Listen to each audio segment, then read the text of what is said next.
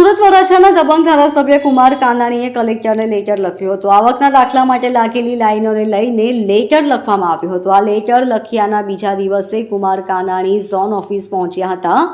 લખેલા લેટરની કેટલી અસર થઈ તે જોવા માટે કુમાર કાનાણી ખુદ સ્થળ પર પહોંચ્યા હતા. લેટરને પગલે ત્વરિત કામગીરી શરૂ કરાઈ હતી. તેનું નિરીક્ષણ કર્યું હતું. મામલતદાર સહિતના અધિકારીઓ તાત્કાલિક ઓફિસે પહોંચ્યા હતા. લોકોને તડકામાં મુશ્કેલી ન પડે તેના માટે મંડપ પણ બાંધી દેવાયો હતો. સાથે જ પીવાના પાણીની વ્યવસ્થા કરવામાં આવી હતી. કુમાર કાનાણીએ મામલતદાર સહિતના અધિકારીઓને જરૂરી સૂચના આપી લોકો સાથે વાતચીત પણ કરી હતી. કાલે મેં જે કલેક્ટરશ્રીને પત્ર લખ્યો હતો, આવકના દાખલાને જાતિના પ્રમાણપત્ર માટેની જે લોકોની મુશ્કેલીઓ પડી રહી હતી, લાંબી કતારો લાગી હતી, એ પત્રમાં મેં જે રજૂઆતો કરી હતી કે મુશ્કેલીઓ દૂર થવી જોઈએ લોકોની અને તાત્કાલિક દાખલાઓ મળે એની વ્યવસ્થા કરવી જોઈએ.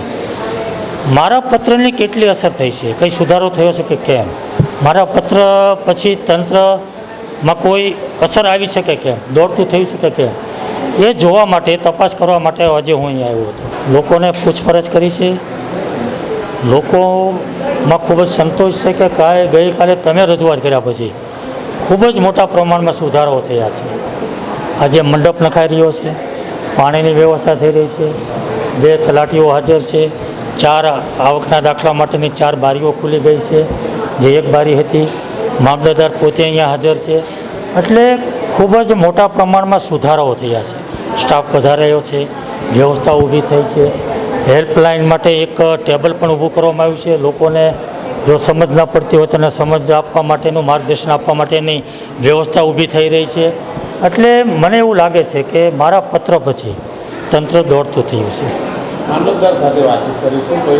મામલતદાર સાથે જે મેં વાત કરી છે, લોકોને જે ફોર્મ ભરવાની કટ ઓફ ડેટ છે એ પછી દાખલાઓની જે તારીખ આપવામાં આવે છે તો એમાં સુધારો કરવામાં આવે, લોકોને સંતોષકારક માર્ગદર્શન આપવામાં આવે, જવાબ દેવામાં આવે અને લોકોની જે કંઈ તકલીફો આવે, મુશ્કેલીઓ આવે એને સાંભળીને એમાં પગલાઓ ભરીને તાત્કાલિક દૂર થયાના પ્રયાસો કરવામાં આવે. Bureau report LK star news, Surat.